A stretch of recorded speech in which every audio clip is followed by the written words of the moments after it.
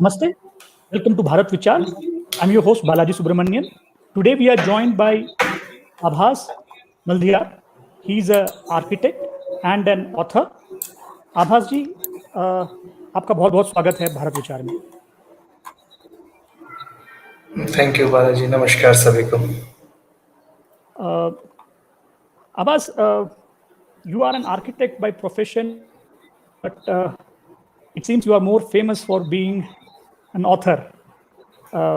So before we start, I just want to let our audience know that on Twitter, Aabhas is quite famous for his Twitter threads. And I think just a couple of days back, he had posted a lengthy Twitter thread on the history of the musical instrument veena, which someone claimed came from the Central Asia or Persia. So there are two words which a lot of people dread, and that is Sadar Pranam. With just those two words, Aabhas has been able to disarm and prove a lot of people wrong. So thank you for those brilliant threads, Aabhas. And now the reason we are having this podcast is about the Central Vista Project. So diving right into the issue, my first question to you is, what is right and what is wrong with the Central Vista Project? Because we are talking about architecture, and architecture has got two serious faces. And when I say serious faces, it really means serious. And somehow, when we talk about one face, the other face is ignored. And what are those two facades? Two facades are, one is definitely a symbolism. The second facade is the facade of the functionality. So, and when I say facade of the functionality, many people have a perspective that when you talk of a facade, it only means that how it looks like, or how, the first parallel projection of a thing is there in front of you. But facade is everything what an architecture or anything resembles to you. It's complete imagery of it. Because you have to think that, what a person who can't see, what is a facade to him? A person who really will not be getting the glimpse of the 3D renders, or when the building comes into the play. So what is the facade to him? So for him, the facade definition is something very different. And architecture is a very sensitive thing. And when we talk about the functional facade of it, then the functional facade is about what image it carries in terms of the function it's going to cater to us. So, but there was a very famous caption by, and it was adapted by a lot of architects in the postmodern era. Right, it became quite popular. It was form follow. It was function. Form follows function. So, form follows function. It means that whatever is a function is what you will give. That will give you what exactly the form is gonna be. Right, and there were a lot of captions, many captions came against it too, that it's nothing like that, and form can actually dictate how the function is going to be set. And this conflict between form and function has always existed among the architects, artists, everyone. Like if you see read the masterpiece work of the Fountainhead by Ayn Rand, where and the great character, which goes on to, which people often say that it's about the great architect Frank Lloyd Wright to some extent, but actually it might not be the case. So this person has explained so well about what integrity of a building means to the people, and and at the same time, he also explains that how the alter ego of an architect too is involved in it. It gives us a very curious case that, if architect has said something, so it's not going to be changed. So how does it stand for us in a democratic society like us? Now coming back to our Central Vista project, it was something which was quite essential to be made. It was something, it's completely a rubbish propaganda, which I'm very sorry to say, but many architects too, who actually inclined towards the current government, to have been critiquing the Central Vista project. But I'm surprised that their reasons are something very different, which should not be the case. And of course, I don't want to say it because from my fraternity, but of course, it is one sense of jealousy is for sure among the people that, oh no, we have lost a big project that why Mr. Bimal Patel has been given, SCP has given to design it. That of course is there. Architects, the jealous architects are working here. So that may be one of the case. But at the same time, this project was very essential. What we need to understand is that when it was built, the whole Central Vista, the whole stretch of, you say around 2 miles, around 1.9 miles, something like that. So that stretch was designed, and the buildings were surrounded with a perspective that how the British are gonna rule the country back then. That was the whole idea. And the working of British was always based on a quarter which is not in India. When I say quarter, the headquarter which is operating from somewhere else also. Yeah, of course they had, but many decisions were made off the land as well. So many officers were actually operating even from the UK. It was not everything was happening over here. And then of course the representation was quite lesser. Like when I say representation, it might become a very complex thing for people to understand what I'm trying to say. But just as an example, if you go to a block office, like we have all gone through the phases of you have to make your residential proof and all those which used to be made in the block offices earlier. So the quantum of officers used to be so less, isn't it? We all have been complaining that how cramped the government offices are. We don't have any breathing space. You want to get one small damn document into the government office in the past, and you used to be queued all along in the front, right? And the spaces were not enough. The people were not enough. We didn't had enough people to even cater to your requirement, right? We all have said in the past at times that अगर 3-4 officer और होते तो अच्छा होता. It has been the case. So same goes with this project as well. It was catering to a very different kind of mindset of a government. When I say mindset, it means that how the government was operating. Now we are beyond 7 decades into after having the British have gone, and of course almost a century from when this project was proposed, right? From 1921, it has been lurking around. Of course, we can get into a detail of it that what Mr. Lutyens and Herbert did, and of course, Lutyens was racist and many things were there. But of course, he was a great architect. Being an architect, I have been a person who has appreciated his work. But something was really wrong. How it will function in a time like 2025? It is not going to cater that. It was just for the British how they will operate, and they will just go off. And of course, then when we got the independence, the things were we adapted it, and then in 1970s the population control and all those things was going on. So this need was also not understood that whether the representation will increase or not. Then there were a lot of idea that when the population control is being done so well in the southern part of the country, then will the representation will be. So there are a lot of things which are going on. And we have been in lag of around, say, half a century, around 50 years in 2025, when really the thing will be relooked, and the number of the representatives of the state, because the MPs will increase drastically, is going to be too huge. It's people are surprised that the Lok Sabha will go to around 1300 plus, something like that. So similarly, the Rajya Sabha will scale up. And the kind of infrastructure which is available over there, it's something very lucky. It's not at all to an order, right? After the 2 rows, from 3rd row onward, the microphones are stick to the back seat of. So there are a lot of issues, and of course it cannot take the population or the occupancy load which will come in. Now the built up or the footprint of the current building is not as big as people are, though it's going to really cater to a larger population, but the footprint of the whole thing is almost same. So they're not even investing the space. So it's all good in order. So and in fact, the way the secretariat is gonna be organized in a very consolidated manner, the number of the officers is also gonna increase. So so there's a lot of good things which was required. This project was absolutely needed. There is no that why it should be content. Really have frown against the architects who are talking about it, and forget Anish Kapoor and all. There are no voices when it comes to architect. He's just a postmodernist sculptor. He better doesn't comment on something like architecture. He doesn't have any sense of architecture. So we shouldn't even take that guy seriously. Like we saw, there were a lot of things that he's doing that, but he's just a baseless guy. Which did not bother about him. He does nothing, knows nothing about architecture. When it comes to what exactly is wrong with the project, and then I see that there are two things.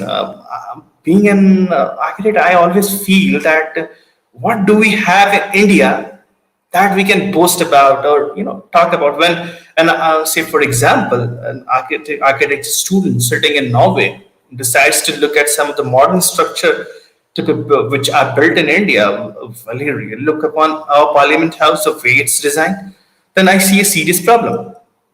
We see that we somehow have not been able to compete with the standard and the quality of architecture which is happening outside India in the current times than what we are giving it right now. I was disappointed with many structure, like one more structure was built.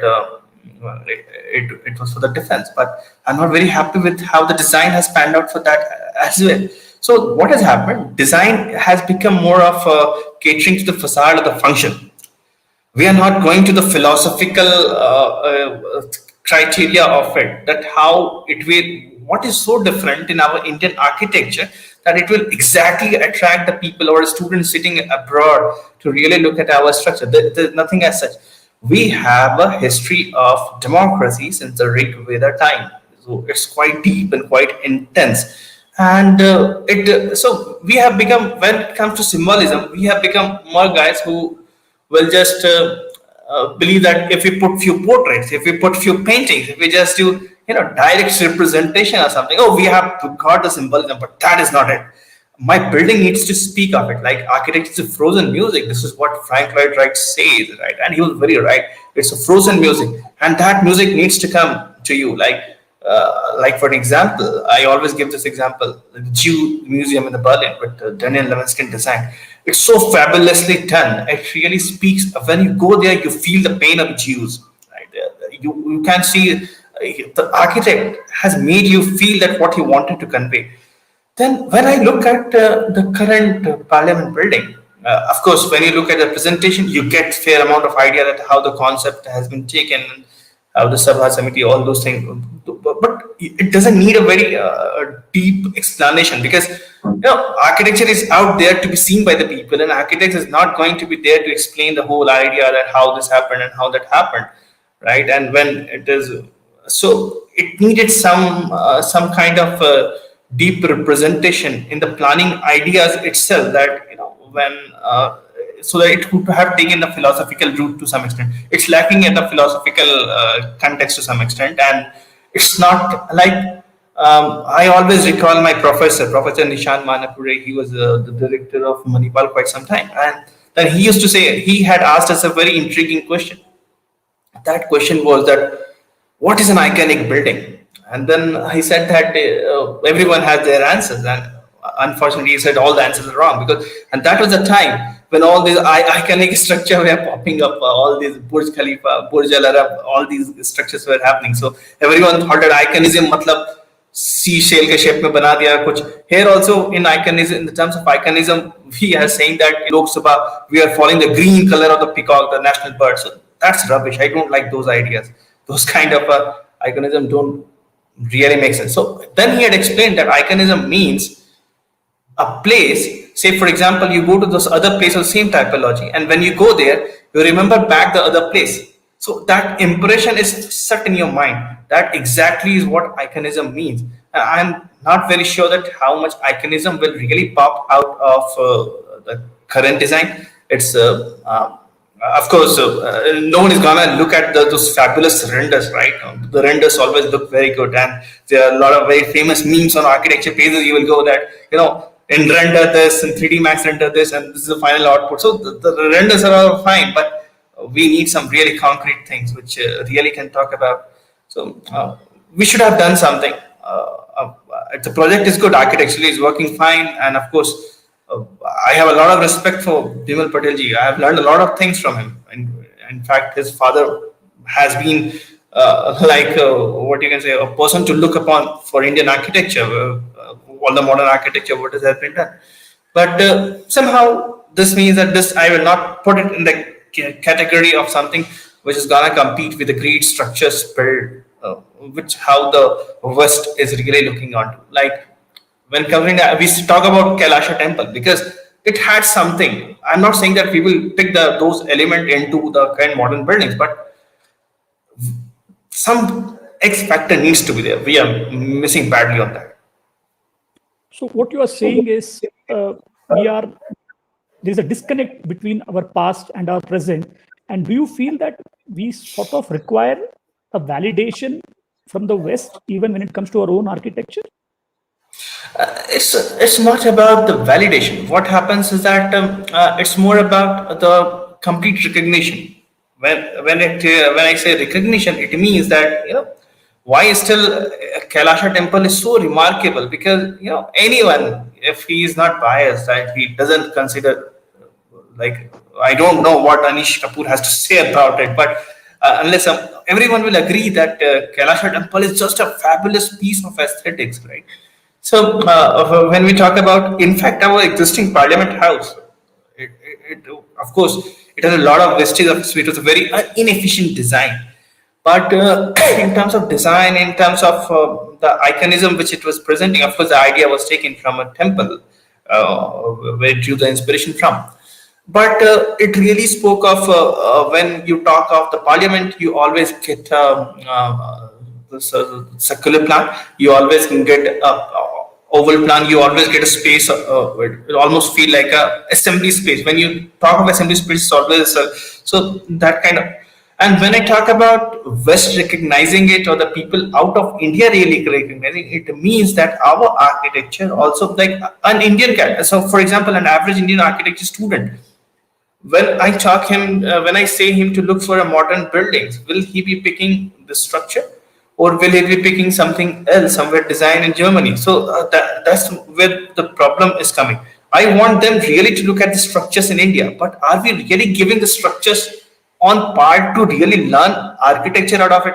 For the usage, we can say that it's Indian, so hey, you just need to look for its basic design project. You just bring the pictures of Indian buildings, but that might not be the case. He might see that a guy who is just fresh into architecture, he will just see that, and that is where the colonization starts happening.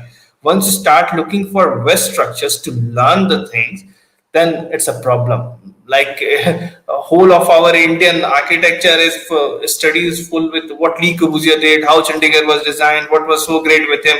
But damn, Chandigarh was also designed the way because it's more of Le Corbusier, right? So because everyone is so fond of the straight roads of Chandigarh, very well planned city and whatnot. But does anyone know that this man Le Corbusier was really fond of automobiles, and he wanted the vehicles to go very fast. That's why he wanted the straight roads. And grid iron pattern is something which we have been using since Indus Valley civilization and whatnot. So this is not something very new given to us, right?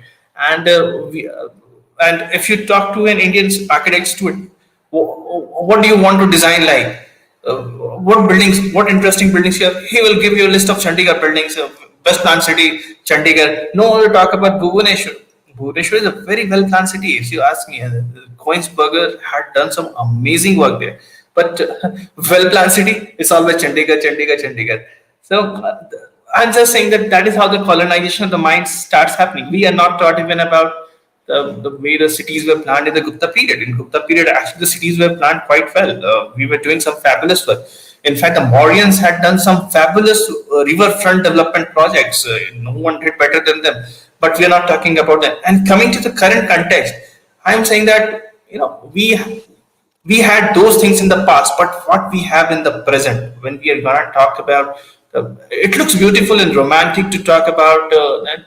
We have to take inspiration from our past, and maybe that we'll do some theme based on certain period. But theme and all are just baat karne ki cheez hai. It doesn't make sense. You need to concretize those ideas into the larger ideas, where the spaces need to really make you feel something, make you feel that what it is about. Like architect have the power to do it. Like For example, I am just giving you an example. Like when you look at a railway track, what you see that the thing is going like this and it's just receding. If, say, for example, the railway tracks would have been opposite way, it would have been this way. So when you would have looked in the perspective, it would have looked like this. It's completely straight. It will look parallel. If you in the so the two lines, if not drawn parallelly, it's expanding on the top.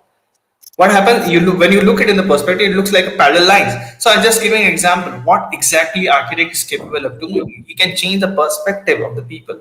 And no one cares about architecture, but actually, if you believe me, when you pass across in front of a building, every building is shaping what's going to happen in your life. It's changing your mindset. You're surrounded with the architecture. Even to understand what is there in the history, you need architecture. Architecture sets the benchmark for how civilized society has been. Architecture sets the benchmark for how advanced you are. Architecture also sets a benchmark for what exactly your thought process is. Like you look at a temple. Temple is the way it is not because you just want to go and do the puja sanskar, but it carries a lot of energy based aspects. There's a lot goes into the planning of it and the way the shikhar sets, the why the garbhagriha is the way it is. Everything has got a very systematic reason. It makes you so now someone will say that I will build a structure which will look like temple, but it doesn't serve the purpose. Temple or the mandir is the way it is because it is a mandir. I want a parliament to be like a parliament, but at the same time, it needs to this my central vista needs to carry the story of the journey from the Rig Veda era. Like the first dispersion out of India happened during the Das Rajan Yudh, and that was also in the terms of idea of the difference in how a society should function. And that was also about democracy. If I have to something talk about it, I can also tell that how it was a fight between democracy and being anti-democracy when the Sarayan Yuddha happened, and the people, the losers, went across and they were set towards the Persia, right, and that's the first out of India migration, and then began the Zoroastrianism happened, and many things happened. But I'm saying that we carry a long legacy of it, and somehow the Central Vista is speaking everything good. Like it's a plain planned architecture. Of course things will look good, you can go and take few pictures, it will look fantastic, right? But I am worried that it's not giving me what it should have given. We have built such an important structure after 75 years of this colonial shackle, and it needed to be really mind-boggling, which it is not for me. I completely agree with you. I think two things come to my mind. When you said that the British built the Lutyens, that's the name of the architect, but it's the British who built the entire area for their own benefit. But on the other hand, the Americans built the Capitol Hill for their benefit because America was free. And secondly, even now, people talk a lot about how the city of Baghdad was planned and how beautiful it was. And one can write, people have written poetry about the city of Baghdad, it's center of learning and all that. It was all due to the architecture.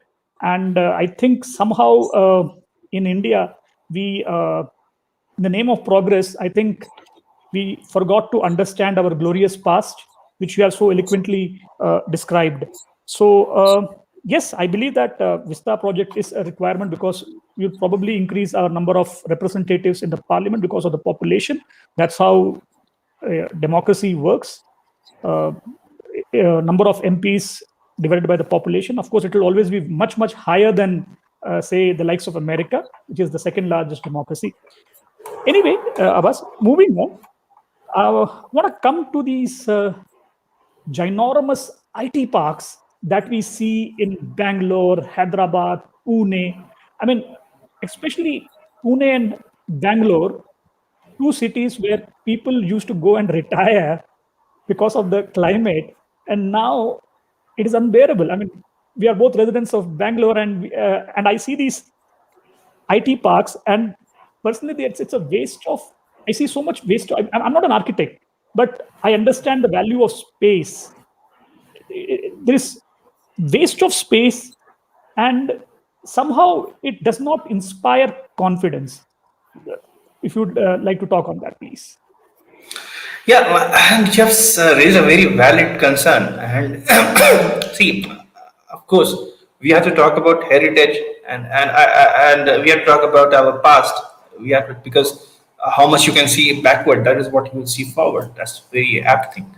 But even if I keep that aspect a bit away from a while for a while and just think about what architecture we are doing, then it's really problematic. And I do a lot of commercial architecture. I build IT spaces. I build large commercial buildings. I build retail spaces. I build every building which should not be built. So, in terms of how my perspective is, because of course the lot of different flux in the market. The way the real estate is working is completely different. Say, for example, the load of the people occupancy is so high that the concept of TDR was brought in, where you get additional FSI so that you can build more and more. And there are places in Bangalore where you can go for FSI of 5. It means that if you say you've got a land of 10 acres using a TDS by 60% loading or something, for 3.25, generally it's 3.25 FSI. When I say 3.25 FSI, it means that if you've got 1 acre of land, you can build 3.25 acres of total built up spaces. So on that, you get 60% area, like some area are further got into it. So it goes on to around 5 FSI. So imagine that on a 10 acres of land, you can build 50 acres of built space, right? So if you look at the proportionality, just try to get it. So when you talk about the proportionality, first of all, you have just exploited land a bit too much. Yes, you are allowed to build 50 acres on 10 acres of the land, or say forget TDRs, just say 30 acres of built up space you are allowed to build on 10 acres of land. Okay, beautiful. Occupancy load. What about the load which is gonna go onto the earth to start off with? So of course you have got the occupancy load, you have got everything, but at the same time you also have got to see that how hefty that structure is. So this is a very famous architect, scientist, whatever you may like to call him, Buckminster Fuller.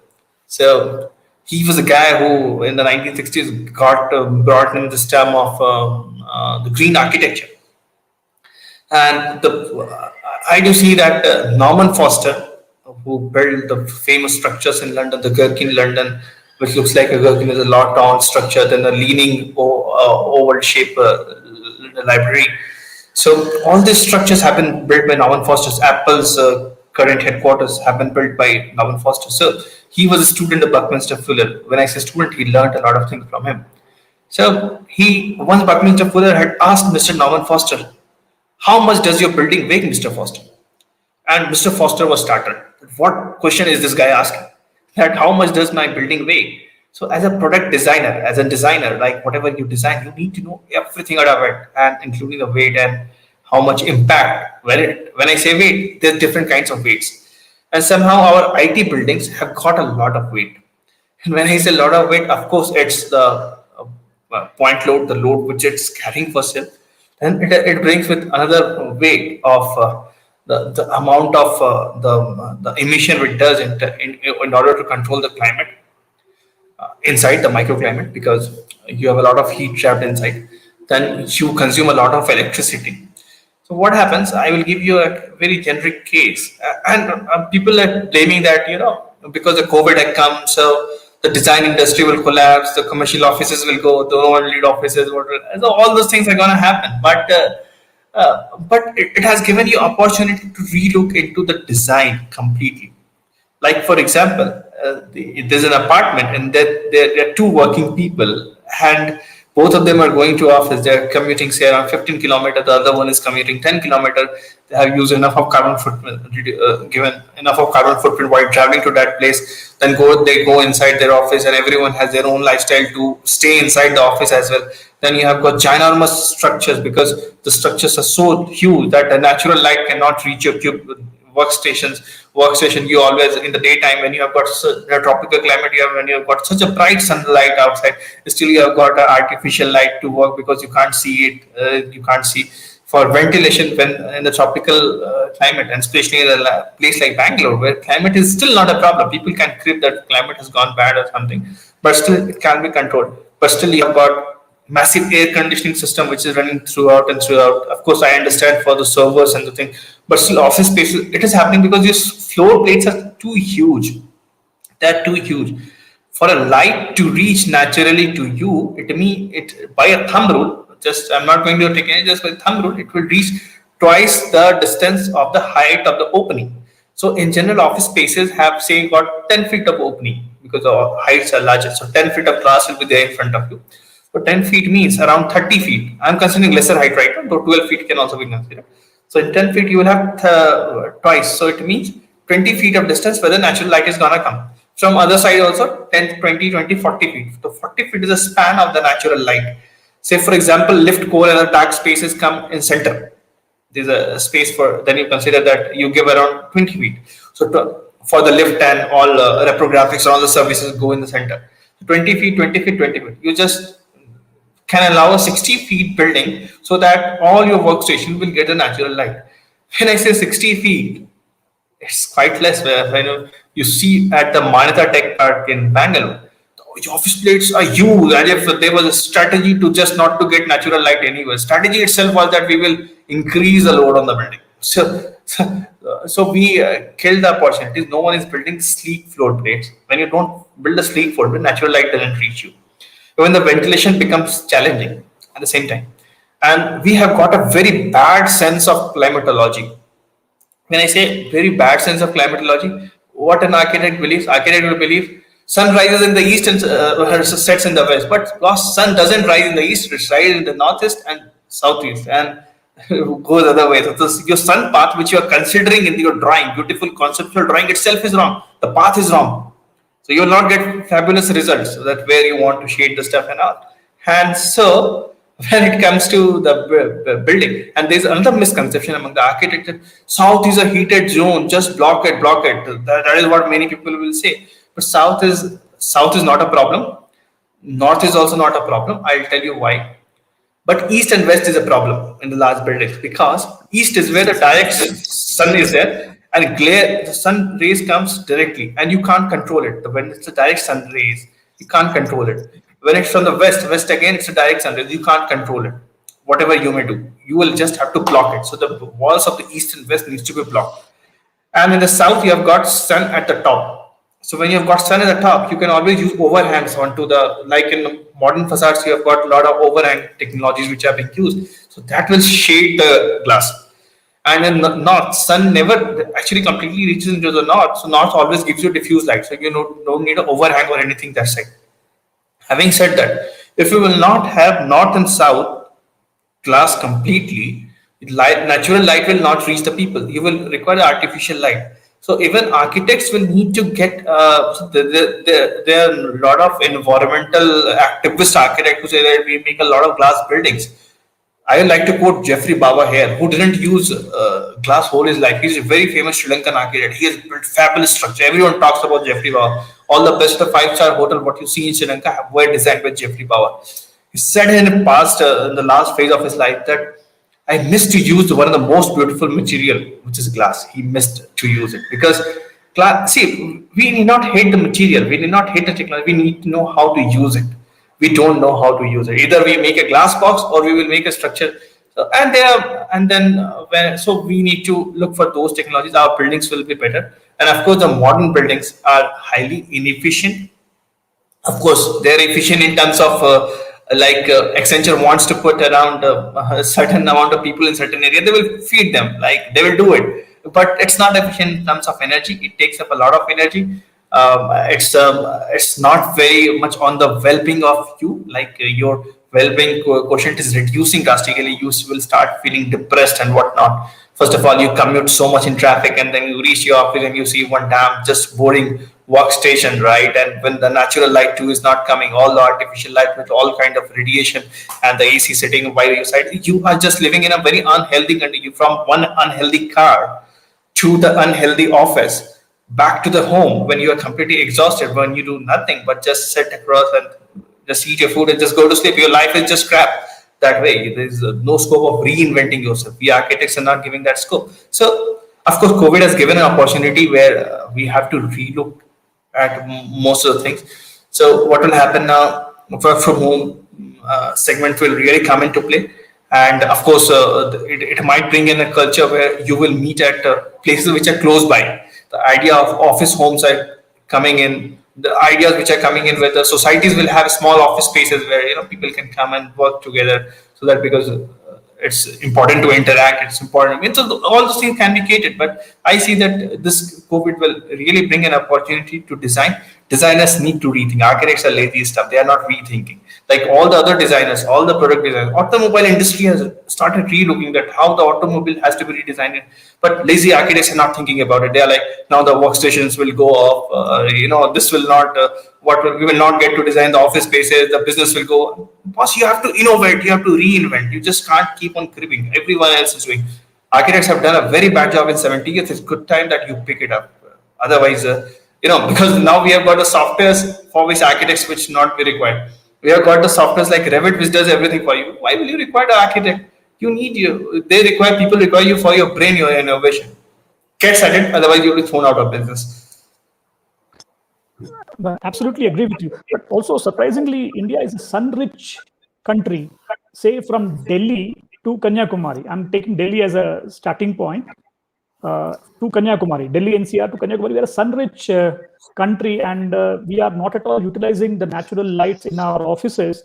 That could reduce our energy, requirements considerably. I mean, the amount of energy that these buildings consume and the carbon dioxide they dissipate would reduce drastically. I mean, we are talking about controlling pollution and also helping people with their health.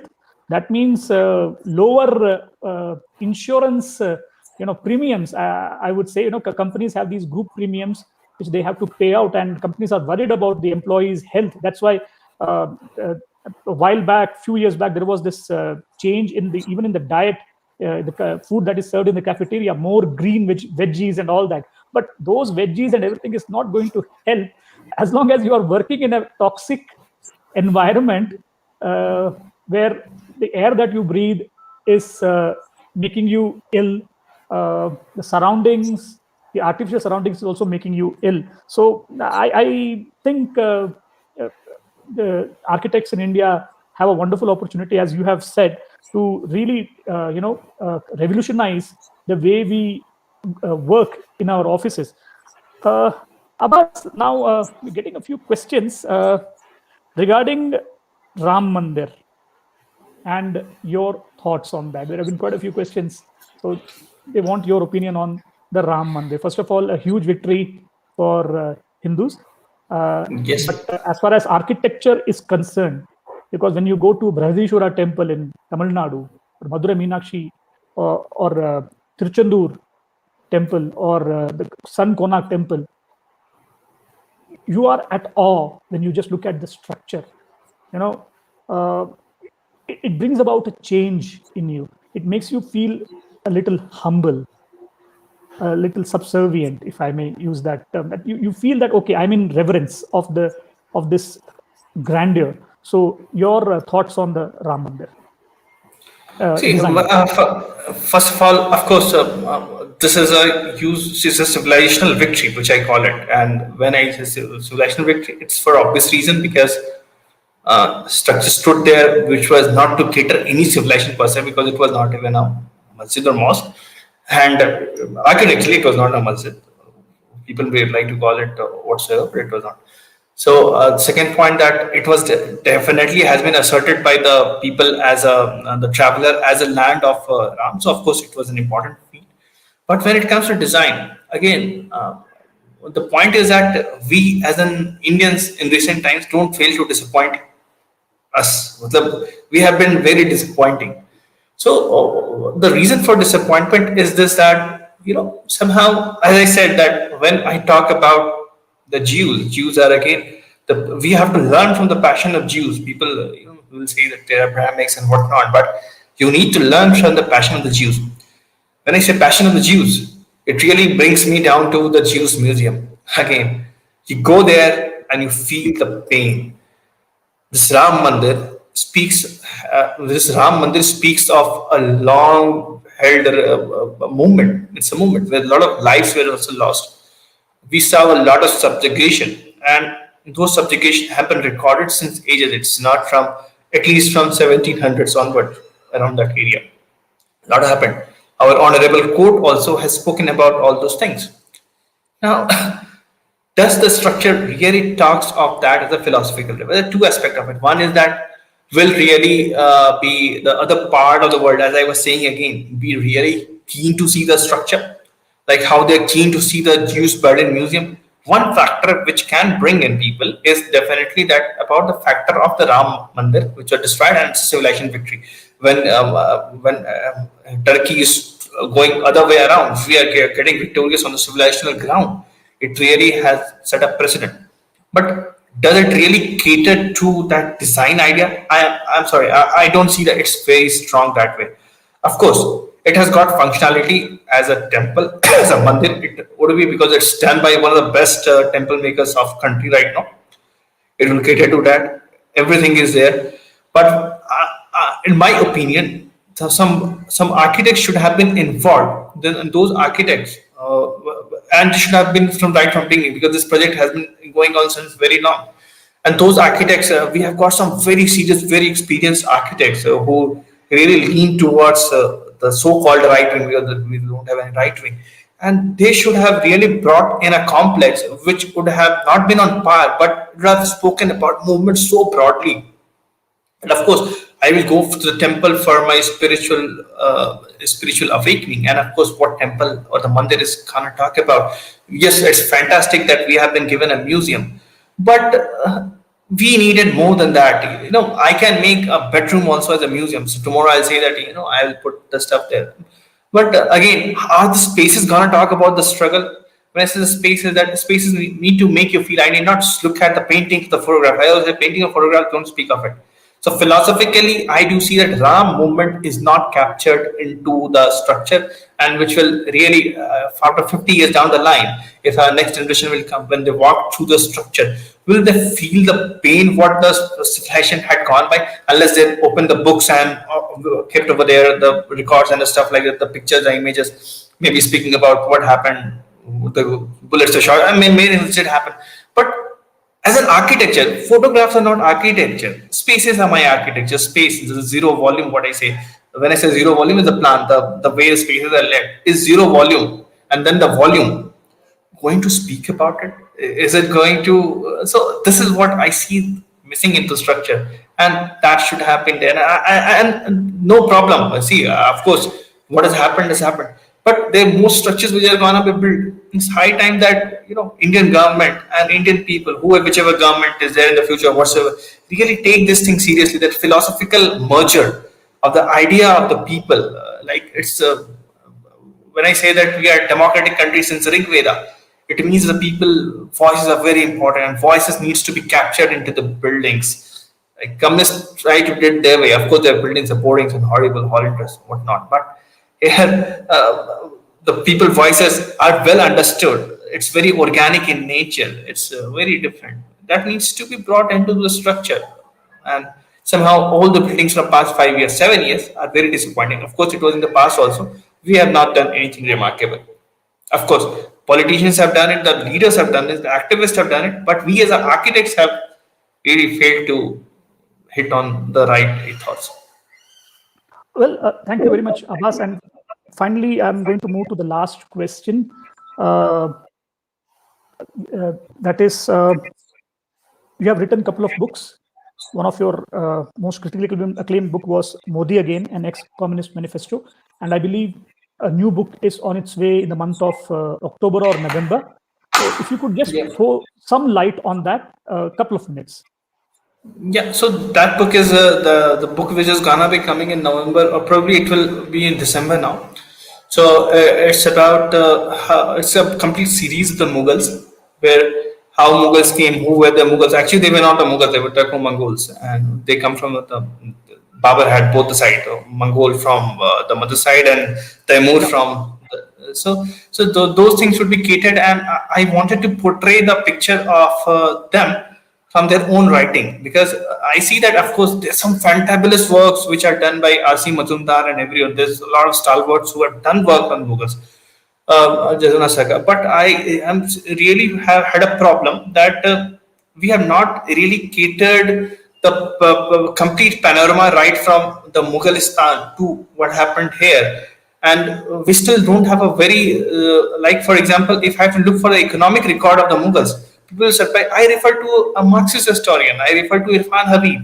He has done fabulous work in tabulating what the economy of the Mughals was. So I just and this all triggered with the idea that when this whole thing was happening, that Mughals made India richer. This is something rubbish. So and in fact, their own writings would explain it, right? Because their treasury is increasing, their GDP, what you can say, GDP, though GDP of what we have very apt term. GDP was increasing, but GDP per capita was reducing. Irfan Habib says that Akbar was extortionist. He had extorted a lot of money. In fact, he had extorted the maximum of all the people. And Irfan Habib then gives the whole account that how the extortion was done. So those things need to be brought into the picture. Like people need to know that Akbar was called Akbar by himself, not by some Rajput. So those things will be flowing into the book, and first book will be all about Babur and the Mughals, that how the whole lineage began and how he came to India. Well, certainly sounds very, very interesting. I will definitely buy this book and read it. Abbas, it was a wonderful conversation that we had. I believe we Indians have an opportunity, especially architects have a wonderful opportunity to, make buildings that are not only beautiful but also make statement and talk about our rich history and things that are our own, that we can look back at our past and maybe try to build on that. So with that, Abbas, thank you very much for coming on Bharat Vichar and expressing your views and ideas. Thank you very much, and Sadar Pranam. Sadar Pranam. Thank you.